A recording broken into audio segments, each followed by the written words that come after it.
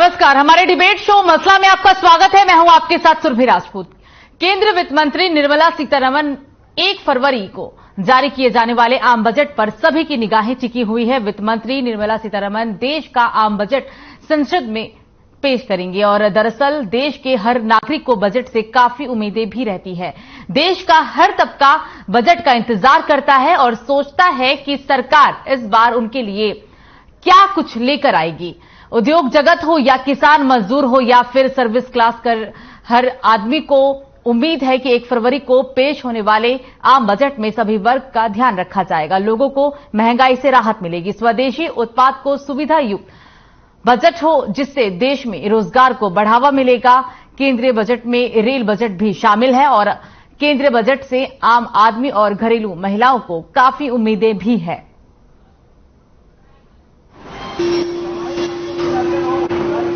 और एक सबसे बड़ी इम्पोर्टेंट चीज थी इंफ्रास्ट्रक्चर। जो इंडस्ट्री है, छोटी स्पेशली एमएसएमई जो इंडस्ट्रीज हैं, वो बड़े ऐसी जगह लगी हुई हैं जहां गवर्नमेंट बड़े कष्ट में है कि उस एरिया को डेवलप किया जाए कि ना किया जाए। थोड़ी बहुत डेवलपमेंट वहां हुई है।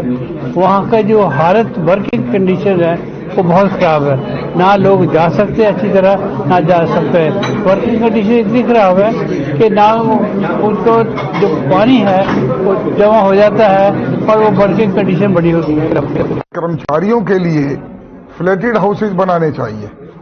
जो इंडस्ट्रीज हैं हमारी जिसमें वर्कर्स काम करते हैं, वहां जो है ना लोगों के लिए, कर्मचारियों के लिए एक घर बने। अभी हमारी स्कीम में क्या है, जो डेवलपर्स को वो दे रखा है और डेवलपर्स को देने से वो लोग अभी इसमें इनिशिएटिव नहीं कर रहे। हमने रिक्वेस्ट की है कि HSIDC जो हमारे यंग एंटरप्रेन्योर्स हैं वो अपना काम शुरू कर सकें, क्योंकि उनके पास पैसा नहीं है, तो उनको प्लग एंड प्ले पॉलिसी के तहत उनको ये काम शुरू करने के लिए छोटे छोटे शेड बनाकर दिए जाएं जिससे वो अपना कार्य कर सकें। इस क्या है पॉइंट रिगार्डिंग रिसाइकलिंग इंडस्ट्री। सो रिसाइकलिंग ऐसी इंडस्ट्री है जो आज से 20 साल के लिए नया इंडस्ट्री बनने वाली है, सस्टेनेबिलिटी के बारे में और सर्कुलर इकोनॉमी के बारे में। तो सर को मैंने रिक्वेस्ट करी है कि रिसाइकलिंग को एक इंडस्ट्री का दरवाजा दिया जाए और एक सेक्टर बनाया जाए जिससे एक लैंडिंग, प्रायोरिटी लैंडिंग मिले। तो मेरे जैसे बहुत सारे लोग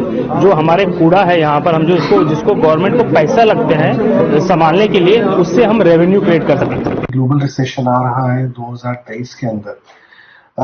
there is a need for India to look at consumption driven model, because Hindustan एक कंजम्पशन ड्रिवन इकोनॉमी है। उसके लिए सरकार को टैक्स रेट पे कुछ रिलीफ देना पड़ेगा इंडिविजुअल्स को, मिडिल क्लास को, ताकि उनके हाथ में सेविंग्स इंक्रीज हो, ताकि वो और मटेरियल कंज्यूम कर पाए। आम बजट से लोगों को काफी उम्मीदें हैं। महंगाई से राहत मिलेगी, नौकरी पेशा वर्ग को टैक्स में छूट, महिलाओं को रसोई के बजट में राहत, मध्यम वर्ग को महंगे लोन से राहत, किसानों के लिए राहत पैकेज। तो ये बजट से लोगों को काफी उम्मीदें हैं। हर वर्ग इस बजट से काफी उम्मीद लगाए बैठा हुआ है। और इसी पर चर्चा करने के लिए हमारे साथ हमारे तमाम मेहमान जुड़ गए हैं। उनसे पहले आपका परिचय करा देते हैं। प्रवीण अत्रे जी जुड़ गए हैं, बीजेपी प्रवक्ता हैं, आपका स्वागत है प्रवीण जी। रविंद्र ढुल कांग्रेस प्रवक्ता, आपका भी स्वागत है रविंद्र जी बहुत बहुत। और स्वामी इंद्र किसान नेता हैं, आपका भी स्वागत है। डॉक्टर विनोद रावल ये अर्थशास्त्री हैं। सबसे पहले तो मैं आप सभी का स्वागत करूंगी और सबसे पहले मैं प्रवीण जी आपके पास ही आऊंगी। आज इस बजट से काफी उम्मीदें हैं, क्या लगता है लोगों की कितनी उम्मीदों पर खड़ा उतरने वाला है इस बार का बजट? प्रवीण जी। ऐसा है कि जब से देश के अंदर भारतीय जनता पार्टी की सरकार आई, हम केंद्र की बात करें या हरियाणा की बात करें, लगातार बजट पेश करते हुए विशेष तौर पे चाहे हम कृषि क्षेत्र की बात करें, स्वास्थ्य क्षेत्र की बात करें, शिक्षा की बात करें, सरकार का एक फोकस रहा है क्योंकि हमें अपनी इकोनॉमी की ग्रोथ के लिए औद्योगिक क्षेत्र का विकास किस तरह से हो अति महत्वपूर्ण है, कृषि क्षेत्र का विकास किस तरह से हो बहुत महत्वपूर्ण। अगर आप देखेंगे कृषि क्षेत्र विशेष तौर पे, मैं अगर हरियाणा प्रदेश और केंद्र मैं क्योंकि इस विषय पे जब हम बजट की बात कर रहे हैं तो मुझे लगता है कि हमें पूरे देश के अंदर कृषि के अंदर जो परिवर्तन हो रहे हैं उसके साथ साथ हरियाणा सरकार ने कृषि क्षेत्र के अंदर क्या आमूलचूल परिवर्तन किए जिससे किसान वर्ग को राहत मिली, उन सब बातों की हमें चर्चा करनी चाहिए। अगर मैं देश की बात करता हूं, लगातार साल दर साल हमारे देश का खाद्यान्न उत्पादन बढ़ा और खाद्यान्न उत्पादन बढ़ने का एक प्रमुख कारण ये है कि सरकार कृषि क्षेत्र के लिए इस तरह की योजनाएं लेके आई जिसका सीधा लाभ देश के किसान को, प्रदेश के किसान को। जो स्थिति क्या राष्ट्रीय स्तर पे रही वही स्थिति प्रदेश स्तर पे भी रही है। अगर मैं हरियाणा के बजट की बात करता हूं, मुख्यमंत्री मनोहर लाल जी ने हालांकि स्पष्ट भी कर दिया था, क्योंकि अभी आप जो प्रोमो सुनवा रहे थे वो शायद प्रोमो गुड़गांव के थे जब मुख्यमंत्री जी सभी स्टेक होल्डर से उनके सुझावों के लिए चर्चा करने आए थे। मुख्यमंत्री मनोहर लाल ने प्रदेश के अंदर पहली बार इस तरह के रिवायत कायम की कि बजट पेश करने से पहले सभी स्टेक होल्डर से उनके सुझाव लिए जाए और उन सुझावों को बजट के अंदर कितना शामिल किया जा सकता है उनको शामिल किया जाए, चाहे वो राजनीतिक दलों के नुमाइंदे हो, क्योंकि मुख्यमंत्री मनोहर लाल ने बजट के ऊपर सुझाव सभी विधायकों से, चाहे वो पक्ष का है चाहे वो विपक्ष का है, कृषि क्षेत्र में किसान मित्रों से और उद्योगपतियों से, सबसे वो सुझाव लेते हैं और उन सुझावों को बजट में शामिल करते हैं। अभी एमएसएमई के बारे में जिक्र हो रहा था आपके प्रोमो में। इस भारतवर्ष के अंदर आज अगर एमएसएमई की बात करें, इस सरकार की योजनाओं का ये परिणाम है कि क्रेडिट ग्रोथ जो है एमएसएमई के अंदर बहुत तेजी से बढ़ा है। मतलब आज एमएसएमई हमारी जीडीपी के अंदर मेजर कंट्रीब्यूटर बनी हुई है और उसका कारण यही है कि सरकार एमएसएमई के लिए बहुत बेहतर योजनाएं लेके आई है। और इस तरह से अगर हम ओवरऑल बात करें, चाहे शिक्षा की बात करें, देखिए हरियाणा प्रदेश के अंदर में एक बात मैं बताऊंगा, जब पिछला बजट मुख्यमंत्री मनोहर लाल ने पेश किया था लगभग 1,70,000 करोड़ रुपए का बजट था। 2013-14 में जब हुडा साहब अपना आखिरी बजट पेश करके गए थे वो अराउंड 37 करोड़ रुपए का बजट था। लेकिन जितनी तेजी से हरियाणा का आर्थिक विकास भारतीय जनता पार्टी की सरकार में हुआ उसकी परिणति ये हुई कि लगभग 7 साल के अंदर हम 37,000 करोड़ से 1,70,000 करोड़ पे चले गए। हमारी जो जीएसडीपी है उसका आकार इस तेजी से बढ़ा। जो जीएसडीपी 13-14 के अंदर लगभग 4.5 लाख करोड़ थी वो आज 9 लाख करोड़ के आसपास पहुंच गई है। ये हमारी जीएसडीपी के साइज बढ़ने का एक बहुत बड़ा उदाहरण है, क्योंकि सरकार ने अपने आर्थिक प्रबंधन से हरियाणा प्रदेश को आर्थिक क्षेत्र में बहुत तेजी से आगे बढ़ाया है। हरियाणा प्रदेश के मुख्यमंत्री ने पिछले बजट में कैपिटल एक्सपेंडिचर, देखिए सबसे महत्वपूर्ण होता है, अभी रावल जी यहाँ बैठे हैं, वो चार्टर्ड अकाउंटेंट है, बेहतर बताएंगे कि कैपिटल एक्सपेंडिचर का क्या लाभ होता है, क्योंकि उससे हमारा इंफ्रास्ट्रक्चर तैयार होता है, ये एक तरह से आय के स्रोत तैयार होते हैं। और यही वजह है कि पिछले बजट में लगभग 33% कैपिटल एक्सपेंडिचर के तौर पे रखा गया था हरियाणा प्रदेश के अंदर। और देश के बजट की अगर हम बात करें तो साल दर साल कैपिटल एक्सपेंडिचर को बढ़ाया गया और उसका नतीजा ये हुआ कि हमारा जो अर्थव्यवस्था है उसका आकार लगातार बढ़ता चला गया।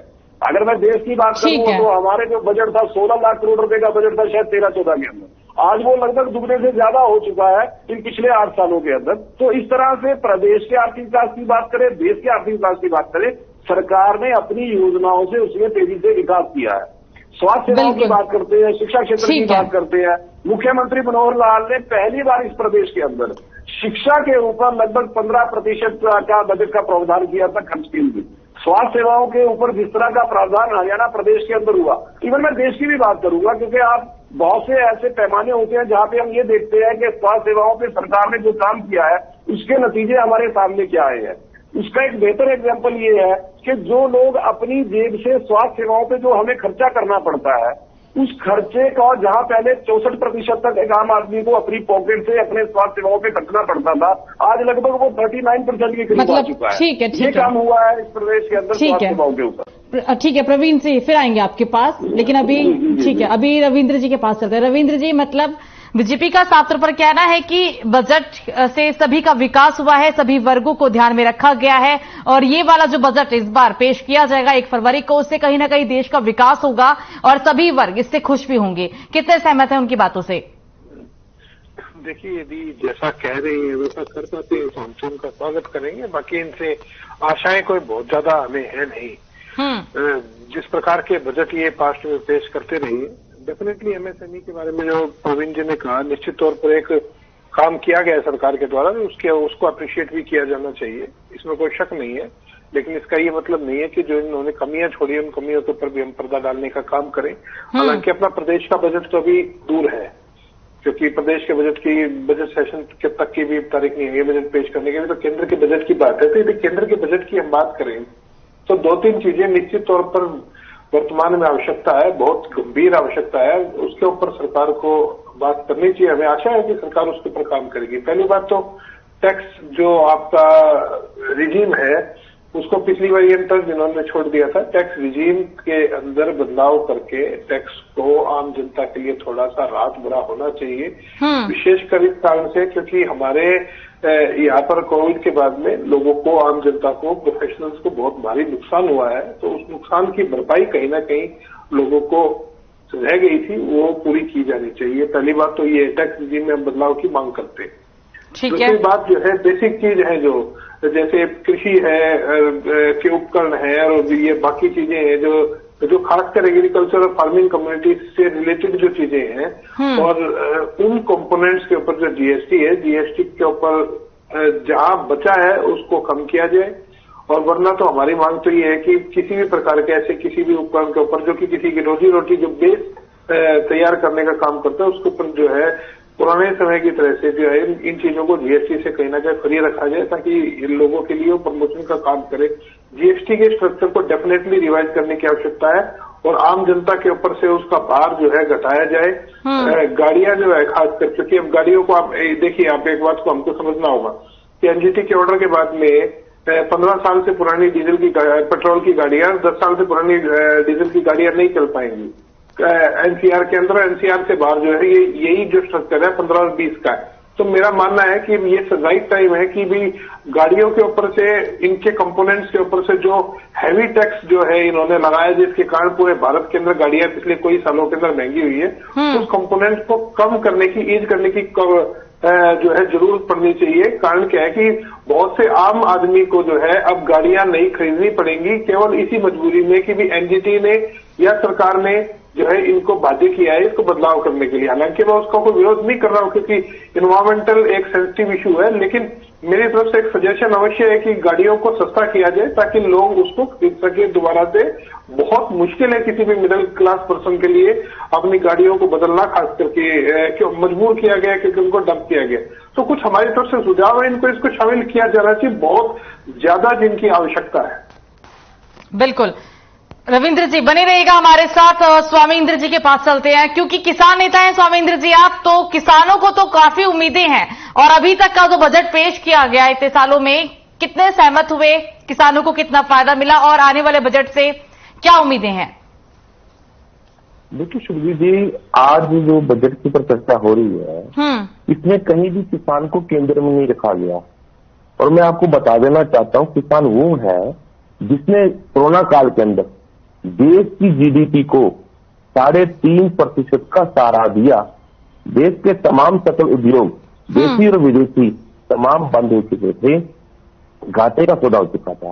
पहली बात मैं बता देना चाहता हूं, कृषि मात्र एक ऐसा धंधा है जिसे आप असंगठित क्षेत्र के अंदर भी लोगों को रोजगार दे सकते हैं। दूसरी बात, आज पूरे वर्ल्ड के अंदर मैं कहीं नहीं समझता कि आपको इंडस्ट्री का क्राइसिस है। कहीं भी इंडस्ट्री को कोई क्राइसिस नहीं है। क्राइसिस सिर्फ है तो है वो फूड क्राइसिस है।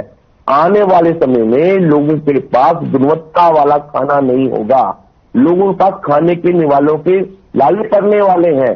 तो ऐसे में अगर आप किसान को भूल जाएंगे तो जहां आपको अपने देश के अंदर एक बहुत बड़ी भुखमरी की स्थिति नजर आएगी, वही विदेशों के अंदर भी आपको ये स्थिति नजर आने वाली है।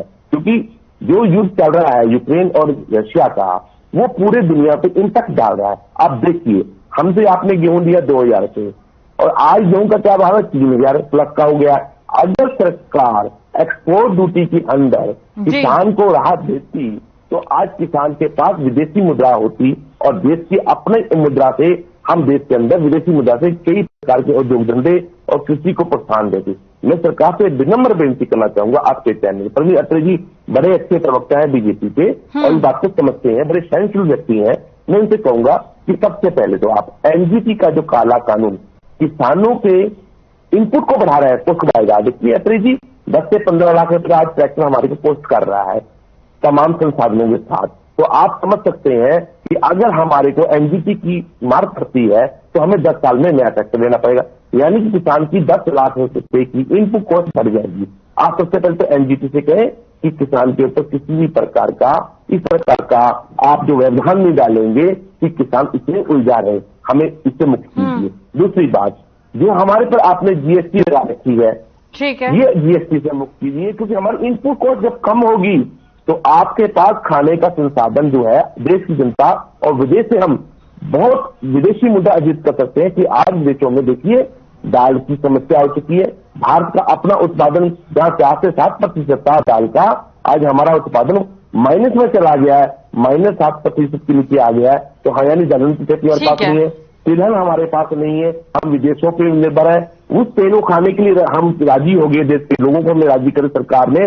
पाम ऑयल जो सेहत के लिए बड़ा ही हानिकारक है, हमारी सरसों अपनी में जीएसएम प्रणाली को आप दूर कीजिए, जीएसएम को मत लेके आइए, इससे आपका अपने घर का जो तिलहन है वो खराब हो जाएगा। ठीक है स्वामींद्र जी, ठीक है, इन सारे सवालों का जवाब ले लेंगे, लेकिन सबसे पहले हम चलते हैं डॉक्टर रावल जी के पास।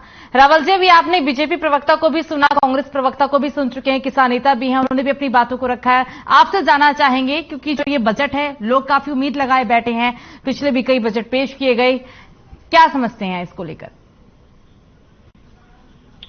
नमस्कार। देखिए, ऐसा है, मैंने दोनों की बातें सुनी सुरभि जी, बिल्कुल ठीक है, दोनों पार्टीज अपनी जगह पॉलिटिकल उनकी अपनी मजबूरियां हो सकती हैं, लेकिन उसके साथ साथ कहीं ना कहीं हमें एक्सेप्ट करना पड़ेगा कि हम ये जो कोविड के इस हालात से बाहर निकल के आ रहे हैं और उसके बाद भी इतना वाइब्रेंट बजट की अगर हम बात कर रहे हैं तो कहीं ना कहीं इस देश की मजबूती है। और इसके लिए मैं तो बधाई दूंगा इस देश के किसानों को कि उन्होंने जिस मजबूती से इस देश के साथ खड़े हुए, और उसके साथ साथ इस सरकार को इस बात की बधाई कि जो 220 करोड़ वैक्सीनेशन जो किया गया, 100% वैक्सीनेशन पूरे वर्ल्ड में कहीं नहीं हुआ, लेकिन इस देश ने उसको अचीव किया।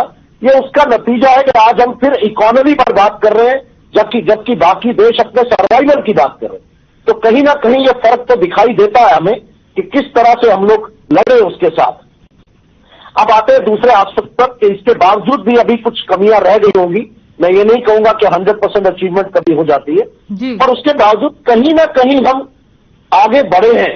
हमें ये मानना होगा कि कहीं ना कहीं हम आगे बढ़ रहे हैं, और जिस तरह से हम इकोनॉमी की ग्रोथ को 6 से 6.8% के ऊपर बात कर रहे हैं कि हम ऐसा रह सकती है, तो ये एक अच्छे नंबर की तरफ इशारा करती है।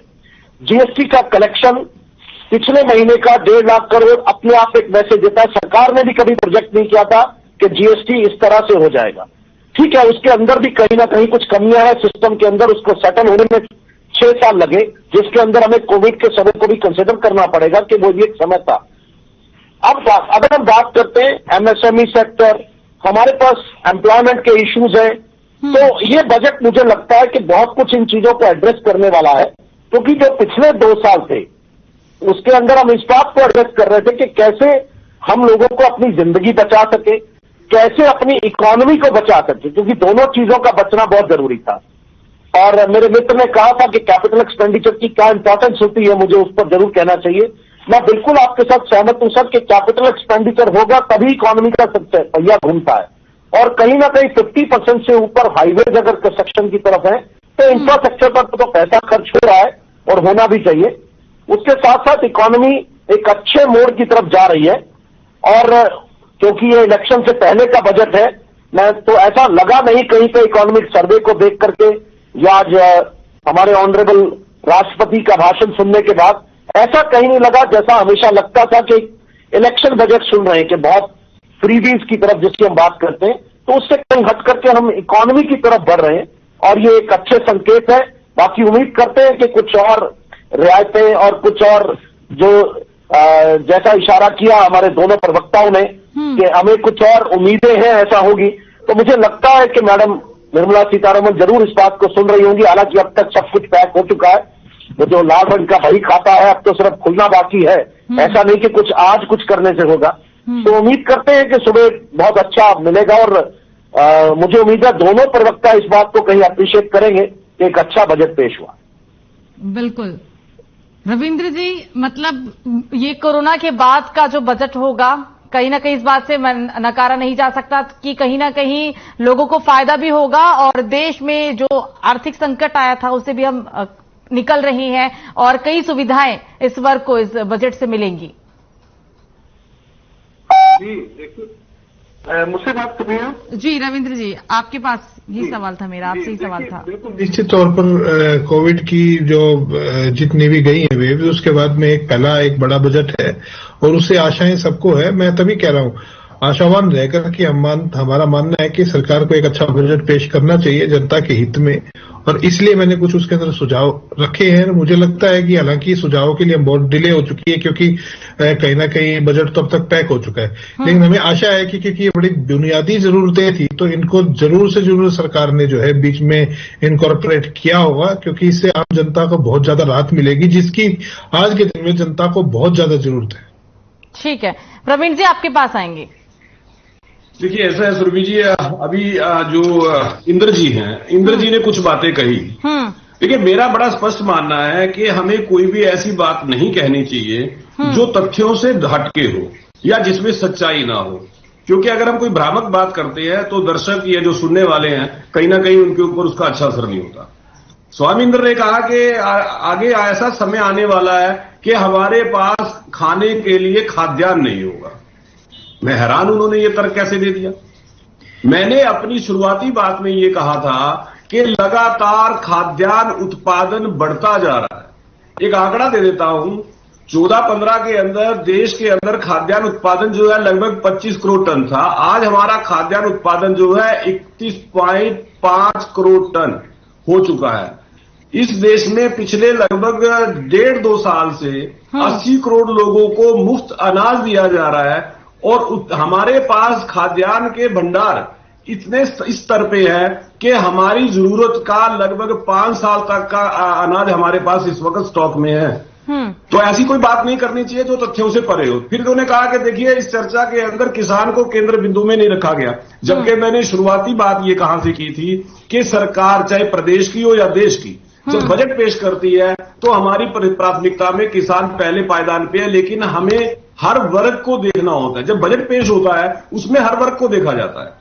अब यहाँ पे 2-3 चीजें हैं जो मुझे लगता है कि क्लियर करना बहुत जरूरी है। पहली चीज देखिए, मैं इस बात से को मानता हूं कि खेती जो है वो घाटे का सौदा, घाटे का धंधा था और इस बात से किसान बड़ा परेशान था क्योंकि उसकी बहुत सी वजह थी। उसकी वजह ये थी कि कभी किसी सरकार ने किसान को आत्मनिर्भर या किसान का सशक्तिकरण हो ये प्रयास ही नहीं किया। ठीक है, हाँ ऐसे प्रयास जरूर किए कि साहब हम आपका कर्ज माफ कर देंगे, हालांकि किया नहीं लेकिन कहा जरूर। तो इस तरह के प्रयास जरूर होते रहे वोट लेने के लिए, लेकिन किसान मजबूत कैसे हो, किसान सशक्तिकरण उसका कैसे हो, इस बात के लिए प्रयास नहीं किया। मैं वैसे बता देता हूं कि जिस तरह से जो मोटा अनाज है अंतर्राष्ट्रीय स्तर पे मोदी जी के प्रयासों से जो पहचान मिली है, यूएनओ ने भी 2023 को मोटे अनाज का वर्ष घोषित किया और हरियाणा सरकार भी बाकायदा एक योजना लेके आ रही है। केंद्र सरकार ने तो अपनी तरफ से योजना तो घोषणा कर दी, जिसको देखते हुए हरियाणा के मुख्यमंत्री ने बाकायदा भिवानी के अंदर एक अनुसंधान केंद्र स्थापित करने का जो शुरू किया कि मोटे अनाजों पे अनुसंधान हो सके कि हरियाणा का किसान, जैसे बाजरा की खेती हरियाणा में खुद होती है, तो मोटे अनाज के किसान को ज्यादा से ज्यादा लाभ हो, तो इसके लिए हरियाणा सरकार ने अपने प्रयास शुरू कर दिए। ठीक है ठीक है अंतरी जी, मेरे पास अंतरी जी मेरे पास समय नहीं है, मेरे पास 30 सेकंड का भी समय नहीं है। जी जी मैं एक लाइन में खत्म करूंगा। रविंद्र जी ने एक चिंता जाहिर की थी गाड़ियों के दाम की।